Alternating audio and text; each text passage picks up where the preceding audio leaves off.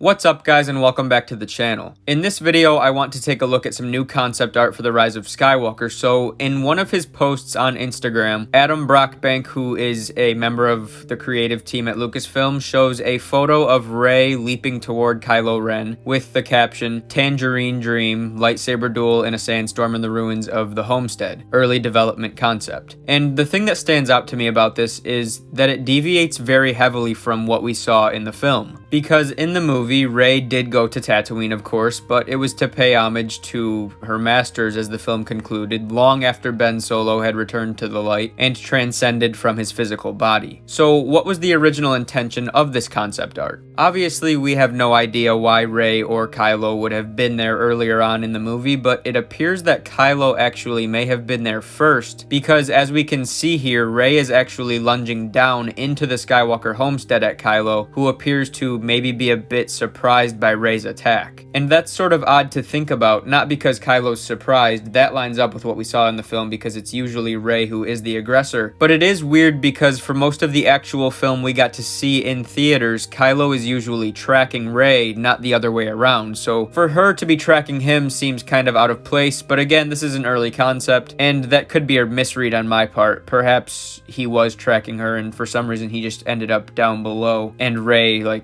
ends up sneak attacking him for whatever reason. Now, I'm not sure if this would have been a scenario where they were both actually there or if it would have been a force bond type encounter, but I suppose it doesn't really matter because either way, it would have been a physical encounter between the two. But I really do wonder what the initial thought with this was because I can't come up with a reason for why either one of them would have been there at any point in the movie besides the very end. Maybe it would have replaced the Death Star battle. That could have been interesting because it may have made for an even more emotional redemption between Ben and Han Solo, as if that were even possible, but I really don't know. I do think that I prefer what we got in the movie because I don't know how I feel about the two of them fighting here.